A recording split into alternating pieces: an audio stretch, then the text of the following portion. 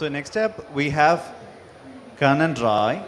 She's the ex-Google executive, advisor, and mentor, and have over 15 years of work experience at Razorpay and Google, where she played the pivotal role of setting up and scaling it to multi-million dollar businesses from inception. So let me invite Kanan, and she will be taking session on marketing strategies for an ever-evolving ecosystem. Yeah, stage is all yours.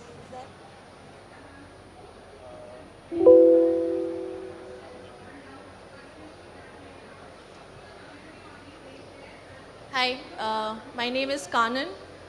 There are a lot of seats available there and here if people at the back want to sit. So thank you for inviting me. Like I said, my name is Kanan. I spent about 13 years at Google. Did a number of things starting from digital marketing, clients like Tesla. Thank you. And then on the ad side, publishing side, and then finally I moved on to the Android side. So I was leading the Android business for Google in India. Left Google, taught digital everything for about 6 to 12 months. Joined Razorpay where I was leading the partnership business for them. So today I wanted to keep it simple. I don't want to go into too much gyan. I wanted to make it relatable and talk about, how change is the only constant, no matter what kind of business you're running. It's really important to keep up with the times and constantly move on. So I want to talk about the basics today, right? No matter what you're building for your user. If your user does not want what you're building, it's pointless. If they don't keep coming back to it, your business is not going to sustain. And finally, if they're not going to pay for it, you're not going to make money. So at every step of the way, you have to think as the user and for the user. Constantly innovate because times are changing. Something is relevant today, it won't be relevant even by tonight, right? So you need to be on top of your game. Okay, is it better? Okay, you need to be very agile. Constantly move when there is an opportunity and need, and I'll talk a little more about that as well. And finally, localization. As you grow and expand, it's important to stay local. When you're building something, the first and the most important question to ask yourself is how are you creating value for the ecosystem? Why should someone come and use your product? So how are you creating value? And then the second obvious question is, what does your user actually value? What is of value to them that they invest time, effort, and maybe money to even try out what you're building? So when you look back in time, right, what was a priority for people in general? Survival. Most basic thing remains a priority today. I need to survive, right? I need a house, I need food on the table, I need to take care of my family, basics.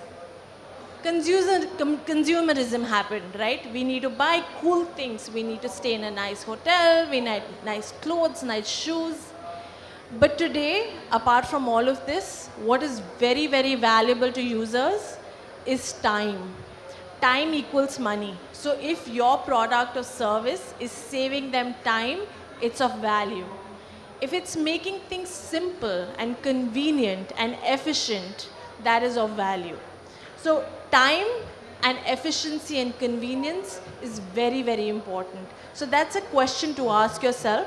Is your product or service offering that? So think about this person as your user, right? That's your user. And A is your product or service or whatever you're building. When entrepreneurs build something, their life ends up revolving around that. They're thinking about it and building it day in and day out. And so it's like this. It's the center of your universe. But when you think about the user, that is not how their life is. They're using a million different products and services. So their lives represented in the form of icons is a little bit like this, except they have life as well, right? They have to go to office, they have a family, they're traveling, they're partying, they're eating out. So their life is this, and your product is somewhere over here. It's a tiny dot. So they're not constantly thinking about your product like you as an entrepreneur are. So you need to think at the bigger picture and really, really stand out for them to keep coming back. And you can do that by making it very easy for your users. So let's look back a little bit at just contextually how things have evolved. Back in the day, when anybody wanted any information, they would go to a library and sit and read and compile information. And then Google happened. What is their objective? To organize the world's information and make it easily accessible. That's what Google did. But Google is also outdated. There's something called Chat GPT, there's Fin GPT, there's Fashion GPT, right? It makes it so much more simple. You just search for something and it's a conversational input.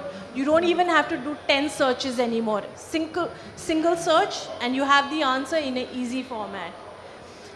Then to communicate, you used to write letters, make phone calls, and then social happened. There's Facebook, there's WhatsApp, there's Snapchat, and a million other platforms. And then for entertainment, you would have to get a TV, invest in that screen, get cable. Cable would stop working, you would call the cable guy. So much inconvenience. And then OTT happened, right? If there's a match today, you can actually go to the corner in the break and watch.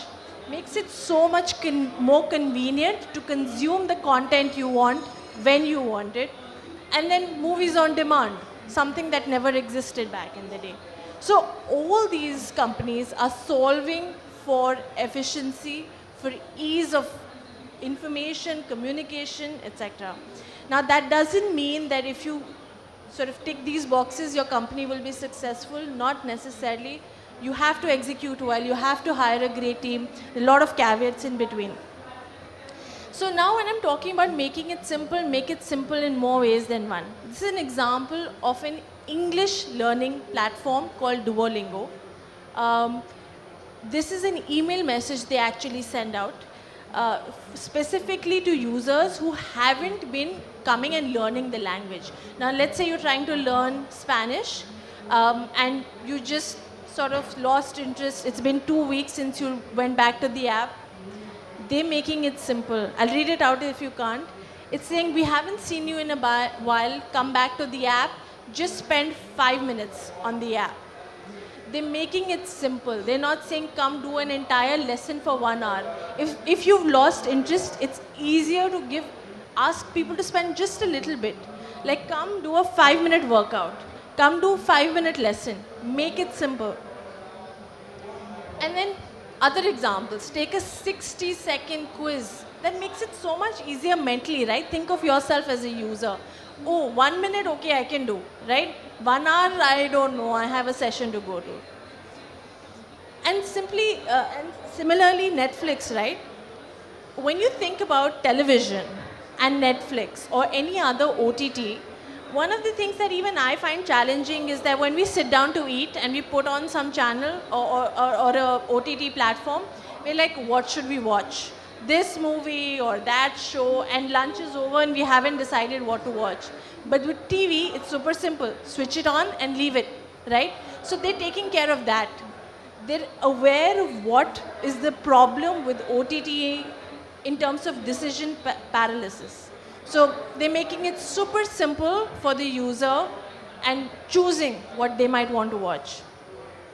And this brings me to the default effect, because what's happening in the previous example is they're defaulting to what they think you are likely to watch. So let's take an example of an app. Now, this is an app that's offering something. It could be anything, a fitness plan, it could be offering some guidance, it could be offering a course. And there are 3 different price points, right? $10, $15, and $25. And obviously, there's more value in terms of what they're delivering in the last case. But people are price sensitive, so they're not sure what to use. Now, this is it's the same example, but there's this minor difference in the visuals. And there's a little more difference in the visuals here. Now, what they actually want to sell is this one. And what they've done is they've just called it most popular. Now what happens is people don't have time to figure out what are you offering in the first one, what are you offering in the last one. So they default to what is most popular. So by default, they'll just select what they think makes most sense. And actually, the guy who's built it, he's choosing for his consumer.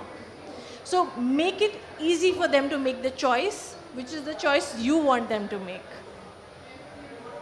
Now another one is, there's this and this, they're selling at 50% off, but they've created scarcity. They've said only the first 100 people will get it.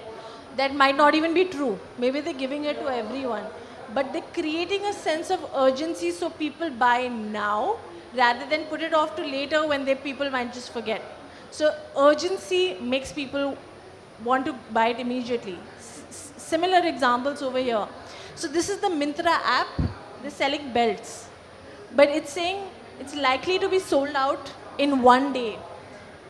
Only 2 pieces left, right? That might or might not be true.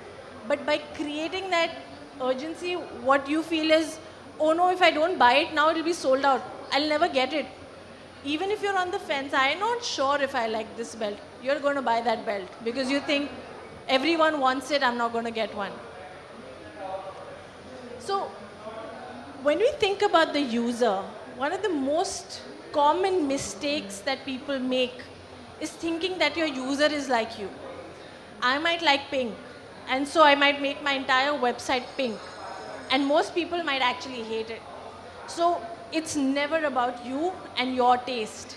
It's about what your users like. So let me give a basic example. Everyone's familiar with this, the Google search engine, right? That's what it looks like everywhere in the world. But when Google launched in China, and Google did launch in China, this didn't work. People would open this page and leave. So a very, very small percentage of users actually typed in something and searched for it. The reason that happened was because the China context is different. Their websites are very, very different looking. So this was actually the Google search page in China. The reason is people thought this page is not working. Their websites are very, very cluttered like this. There's a lot of information on every website. So when they changed it to this, it started working. So the context is very important when you're building for your users, and your context might not be your user's context. Okay, these are 3 bands of watches. I invite you to read out the names. What are the names on the slide? Anybody? Guess? Is everyone familiar with these brands? Yeah? Okay, I see nods. So everyone knows these brands. But I'm assuming everyone doesn't know the right pronunciation because a lot of them are French or European. And as Indians, even I struggle with pronunciations. What about this? What's this brand? I can hear everyone saying it. So when these brands actually came to India, Rado was the most successful brand. And you know why? Because everyone could go to the shop and say what they wanted. They were embarrassed because they didn't know how to pronounce them right. Can you imagine something so simple? Obviously, when they built these brands, they didn't think we're building for India. They just came to India at a later point, right? So whichever market each of these brands are for, they're successful there. But in India, this was the most easy name to pronounce. And so the sales for this were sky high because Rado is so easy to say, and something like a Longchamp is very difficult to say for most people. Okay, let's talk about innovation. When you're thinking about building your product and evolving it over time, there are a lot of things to keep in mind. You need to constantly come up with new features, otherwise it becomes redundant. You need to think about new people you can go after, grow your users, grow your audience, and new marketing strategies that you need. While all of these are constant updates that you need to think about, You also need to think about new technology. Are you thinking about Gen AI, right, which is the buzzword now? A few years ago, it was crypto and blockchain, right? So you need to stay updated on technology and not only features, audiences, market strategy. I want to talk about how Gmail did it. When Gmail launched, there were already a lot of email services that existed like Hotmail. Now, when you're launching in a super competitive market where there are a lot of players, how do you stand out? That's one. And second, how do you make sure you're relevant without spending a ton of money, right? A lot of people here belong to startups, and I'm assuming you don't want to spend $5 million just to see if there's a market for your product or not, right? So what Google did was focused on three simple things. Now think about strengths. What was their strength? Search, right? They were already the world's best search engine. So they used the power of search in their email. So now, as a user, when you were searching for an email from somebody, you could just type it in, and search was very powerful. So that's one. The second was just sort of organizing information in a better way, which was again a strength that Google had. In Hotmail at that point, if you and I corresponded 10 times, that means 10 email exchanges had happened. They would sit at different points in time. I would have to search for all of them individually and compile them. It was not one long email conversation, which is what it is now. We call them threads. So Google organized those conversations into one, making it one long thread. So again, using to their strength, right? What is their USP? That we will organize the world's information and make it easily accessible. So they did that for Gmail. They made it very easily accessible. They used their strength on the search side. And then finally, space. Another big issue that Hotmail had was people had to create 10, 20 accounts because they would run out of space very, very quickly. Google offered 250x the amount of space anybody else offered. 250x. It's kind of like unlimited storage at the time. And people were like, that's insane. They just focused on three things, and that's it. So when you're building your minimum viable product or the MVP, focus on just three things that you think will set you apart. Don't try and build out everything all at once. So I was speaking to some startups about how do they prioritize, right? Like, what are the three main things that you should build out? And even over time, as you're adding more features, what are the things that you need to add? So think about what is the tech effort required to build out. What is the probability of success? And hopefully you have people on the team who can help you do that analysis. And then finally, how well does it tie into the company's objectives, right? If you're trying to build a platform which keeps people fit, right? And you build out something that is going to help people grow their money, it's probably not aligned with the company's objectives. So it needs to check all three boxes in order for you to build it out. So whatever's in the middle, with low tech effort required, high probability of success, and ties in well with the company's objective, that's what you need to build out. Now, another thing you should do is constantly experiment. I spoke about focusing on the user. What might work for you may not work for the user, and what works for you is completely irrelevant. It's all about the user. So when you're running tests, it's very, very important to make sure you're not getting biased. For instance, this is an example of a UX UI study that somebody did. Now, if you look at it, the visuals are different, each screen is different, but the colors are exactly the same. So that means the designer thought gray background with white boxes in the front is the best way to go. So he's already limiting the choices. Maybe the users actually want a white background and green text box or blue text box or no text box at all. They would just want visuals. The experiment itself is so limited that you're not really running a test. You're shortlisting things that you like, and you want your users to pick from that. So So we call this the experimenter's bias. And I'm just warning you that please do not get biased by your own judgment. Go by what you think the users will like. Next is the inclusion bias. A lot of times, people share data with me saying, we ran a test with 500 users or 500 companies and we found X, Y, and Z. And the data points look great. But think about it. Who are you really going after? If you're building a product or a service for the world and you run a test only in Trivandrum, and all your 50 people are from Trivandrum and all of them are men and all of them come from the same income bracket, that's not really a test. That means your product will be successful in Trivandrum for men of a certain income level. So you need to be truly inclusive of people you're targeting. If you're targeting a global scale, you need people from Spain and Australia and the US and Germany and Japan. You need men and you need women and you need people of all demographics and all income brackets and all backgrounds. That is a true test. Behavioral data is also very important, which means learn from the user's behavior on your platform.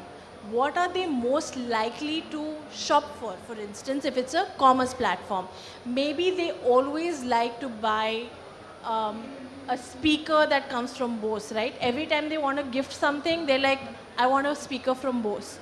Or I am most likely to travel to Goa every time I have a holiday, right? So if you're a travel app, try and show that over everything else. And that brings me to personalization, because you're using behavioral data to personalize best possible. Now, Netflix is one of the best examples of personalization, and I'm going to show a few examples. They personalize with the name. Now, imagine the millions of users they have, but it's so simple, right, from a tech perspective, because they have to enter their name anyway, but makes the user feel like this is for me. It's personalized for me because they understand me and I'm important. So, top picks for name insert, very simple, and look at the history of what they tend to watch more than everything else. Now, they also have very specific, now this is stuff that people take into account when they're building the algorithm. But here they're communicating it and that is of value. You like this show and so you are very likely to like these shows as well. So there's validation to my suggestion. I'm suggesting this because you like this. And then asking them to give feedback, right? Of course the system is learning on its own. But why not tell them to help your system learn so it's a better experience for them? So ask them to share data and then there's a match, right? You are 80% matched with what kind of stuff you normally like. And this is the most interesting one. Now this is a show called Stranger Things. And these are 9 different screens or pages for the exact same show. So that means you might get that screen, you might get this screen, I might get the third one, and someone else gets the fourth one. So what they've actually done is for every movie and every show, they've taken clips from across the TV show and the movie, and they only show the most relevant thing to you. If you are likely to like that first one, which is a little haunty, like ghost looking, just simple text, it'll show you that. If they think this visual is more appealing to you with a bunch of kids huddled up, maybe that's the visual you're going to see. Maybe someone who likes, violence, things like that, they're going to show this sort of visual. So the visual also is customized to this user. This is another one, again from Netflix. Now this is the movie is Good Will Hunting, and the person in question has watched movies like Serendipity, Eternal Sunshine, and While You Were Sleeping. So what they've understood is that people who like these kind of movies are very likely to like this visual, whereas people who like a different genre, Arrested Development, anger management, will still like Good Will Hunting, but they're more likely to watch it if Robbie Williams is in the screenshot versus that. It's the same content, it's the same product. packaging is different, and it's very, very, very personalized, and which is why it'll sell. It's difficult to do, but if required as a business, you have to be always willing to pivot. Let me cite some examples. Spotify is a brand a lot of us already know. It's a music platform, but things are changing. About 10 years ago, audio content was not very popular. Music was. But over time, podcasts have really picked up pace and they have become very popular. People who were listening to music are now listening to podcasts instead. What that means is their market share was declining because people are not listening to music as much, and until Spotify added portfolio of podcasts, they were going to lose market share. So they went ahead and acquired Anchor. This is something they could have built in-house as well, but the point here simply is you need to be open to expanding or even pivoting completely. Music is not dead, and so Spotify exists in terms of music as well, but this is something that they were able to add. Netflix too has evolved over time. There's a lot that has happened, but the example I want to cite here is ads. This is something that Netflix shied away from for the longest time. They did not want to have ads because they wanted to position themselves as a premium service. But in markets where they, like India, where they weren't seeing enough traction, they added ads, and that was a huge thing for someone like Netflix. This is a really interesting one. So while I was advising them, MX Player had been acquired by the Times Group. I'm sure everyone has heard of MX Player. It was really, really big. But the day the government announced that there's a TikTok ban, they put all their engineering and product teams to work on a short form video app immediately. In 72 hours, they had a product called MX Takatak. 72 hours. I think at the end of it, they had about 150 million users when they sold. 150 million, that's not a small number. The point was that there was fierce competition by the time TikTok was banned, and they realized there's a huge opportunity. They acted very, very quickly. 72 hours, it was amazing. Other examples of just sort of pivoting when the need requires is CureFit. Everyone's familiar. It's basically gyms or places you can work out. And this is what CureFit was. In about 1 or 2 days, they moved completely online. And they evolved over time. It was just online classes, then they onboarded celebrities, and a whole bunch of very well-known faces to attract more people. Now they're working as a hybrid model because pandemic is over, but a lot of people still want to work out online. Again, another wellness or fitness platform, Healthify Me, they added a vaccination option within their app. So because everyone was trying to get vaccinated, there was shortage of vaccines. So they're like, you know what, you can discover which place is offering vaccinations near you and find it within our app.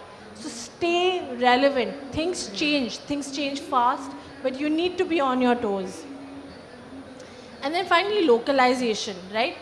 As you're expanding, you have to think about what will work where, but also be aware of what is trending, what is relevant today. So Amazon, for instance, when Amazon app launched in India, they launched the US version of the app. And I was working with them to help them understand that there are a number of features you need to add which will make it relevant for India. They couldn't do that because they had one global app. If you make one change here, it gets reflected in every country in the world. This was a huge thing for what they did. They launched an India-specific app, which sat completely separately. So if you travel, you'll actually have to download a separate Amazon app that is completely different. So this is completely localized. It looks very different from the global app. Airbnb has a number of features that are unique to every country. In India, they promote something called intercity experiences because in India, people travel domestically a lot. The reason is it's such a big country, right?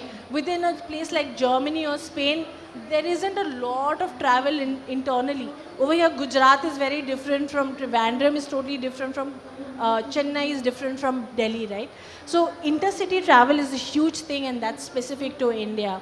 They have Mexican food tours in Mexico, which they don't have anywhere else. In Italy, they have Italian food making classes, which they promote heavily. So localization is very important, especially when you're thinking of stepping out. Could be out of your state, could be out of the country. Now talking about trends, right? Like Donald Trump's tweets and now Elon Musk tweets are always a sensation, right? This is some simple typo he made, right? Instead of coffee, he typed something else. But it became a huge point of conversation. It's a simple thing. But Amul took advantage of that and made it relatable because everyone was talking about it. There was a little bit of buzz. So they turned it into an ad. And Amul is known for doing it. All their ads are very, very contextual and very specific to what's happening right now. This is another one. Let me play the video for you. This is how much chocolate brands are spending on advertising this festive season to flash their logos on thousands of apps. Meanwhile, this is Cadbury 5 Stars budget. Nothing. Because honestly, we'd rather do nothing. Luckily, we noticed something about our logo and tweaked it. Now every time an app asks for a rating, you'll see our logo for free. When you order food, book a taxi, shop online, or binge watch, you'll see our logo. In fact, you'll see our logo on almost every app on the planet, which makes this probably the biggest ad campaign in history. All this while we spend almost nothing, eat 5-star, and do nothing. We didn't even spend money on an actor. That's just the intern. You good, bro? Isn't that interesting? Just their logo, right? The logo wasn't this. They made a small tweak, but they made sure that communicating that to their users. So now everyone, every time they look at 5 stars, it's the name of the brand. It's their logo. It's so obvious, right? So I thought this was a really interesting thing that they did. Okay, this is another one. I don't know how many of you are aware of what happened over here, but when Zeenat Aman came on Instagram, instantly she had a lot of followers. It's not because she was Zeenat Aman, it's because she had a lot of really interesting content. Her content was very witty and smart and interesting, and people were like, where have you been all this while? So now everything that she shares on Instagram instantly gets a lot of likes. So recently she posted this picture, which is from one of her films, and she wrote something about it. Now, Janhvi Kapoor saw that and said, I am also going to dress like you because you're an icon. Now, this was making the news. I read about this in the newspapers, where they were covering the fact that Janhvi Kapoor is now copying Zeenat Aman, and Zeenat Aman replied saying, if you copy my style, I'll steal your followers. It's so simple, right? Like very simple banter that is happening, but Oppo made a whole ad campaign based on that. They got Janhvi Kapoor and Zeenat Aman to do an ad based on their entire conversation of how she's an icon, etc. And it was very top of mind for everyone. Everyone was talking about, haha, this happened on Instagram, etc. But they acted so quickly and turned it into an entire campaign. This is another interesting trend. Let me show you the video. 14块钱发22双，8块，8块，16块钱50个一价来上车，10块，38，10块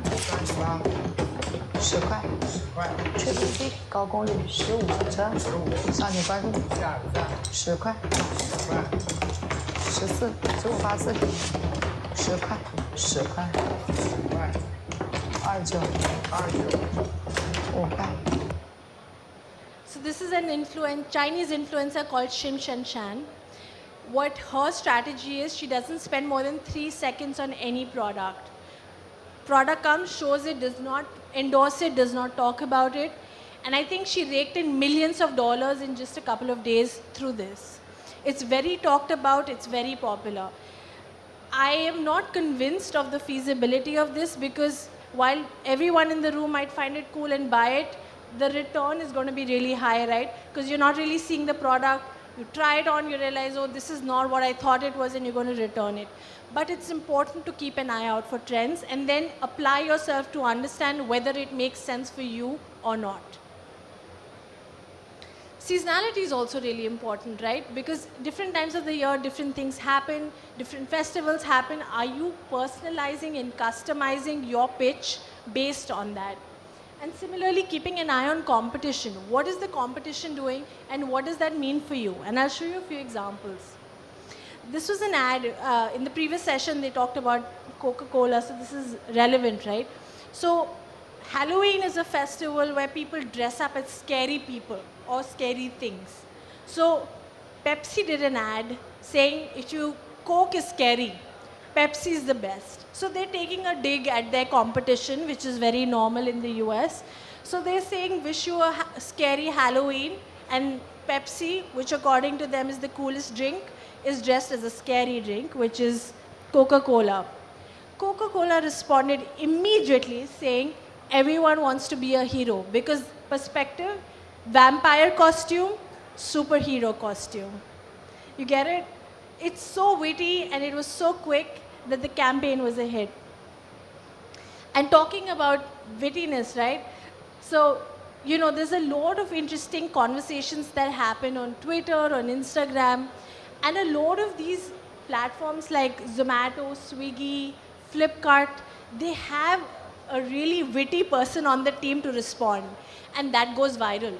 What that does is everyone's talking about your brand. Did you see that tweet from Swiggy? Did you see that post? That is great from a marketing perspective, right? I'm sure you can read, so I'm not going to read it out. This is another really good viral campaign. Very simple, right? Blinkit was like, whatever you want, we'll deliver. Doodh mangoge, doodh denge. And then Zomato added on. Now, this is important because Zomato was also sort of used in the sense of virality. I'll give you further examples. Now, while there's so many examples of how everyone else capitalized on this trend, I have a whole bunch of examples. But what you notice is Zomato's always there, right? This is not funny or viral or interesting if just Blinkit is there. Without Zomato, it's not interesting anymore. So everyone piled on, and any brand that was not doing this was sort of left out. And as you see, it keeps going on. So that's it. I hope I had some interesting insights and food for thought for all of you. Happy to take questions if we have time. Yeah? Any questions?